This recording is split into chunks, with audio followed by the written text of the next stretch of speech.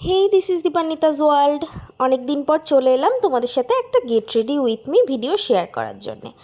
তাই ঝট করে মায়ের একটা শাড়িও পরে নিয়েছি আর মুখটা ভালো করে ফেস ওয়াশ দিয়ে ধুয়ে গরমের একটা ময়শ্চারাইজার আর প্রাইমার ইউজ করে নিয়েছি।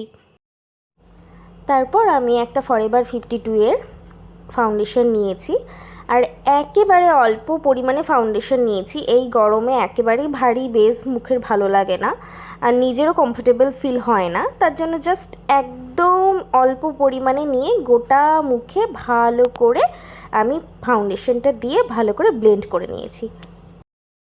আর এই গরমে মেকআপ করার পর সবসময় ফেসটাকে ভালো করে লুজ পাউডার দিয়ে সেট করে নিতে হবে, নয়তো যা ঘাম হয় তো এমনি মেকআপ গলে যাবে।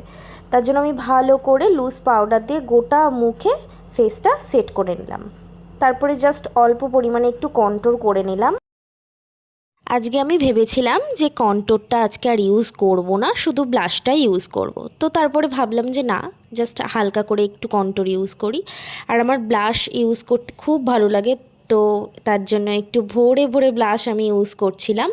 আর যেহেতু দিনের বেলায় আমি গেট রেডি শ্যুটটা করছি, তার জন্য আমি একেবারেই হাইলাইটার ইউজ করব না, কারণ দিনের বেলায় একদম একটা সফট লুকের সাথে হাইলাইটার ভালো লাগে না। তারপরে আমি লিপস্টিক কাজল পরে আর এই মালাটা আমি শাড়ির সাথে আজকে পেয়ার আপ করেছিলাম, সাথে এই ইয়াররিংটা। আর আমি ইয়াররিংটা পরার সময় দেখি যে ইয়াররিংয়ের বলটা খুলে গেছে। তো যাই হোক, এভাবেই ভালো লাগছে।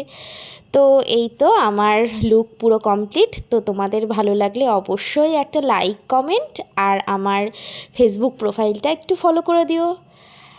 তো আজকের মতন তোমাদের সবাইকে টাটা।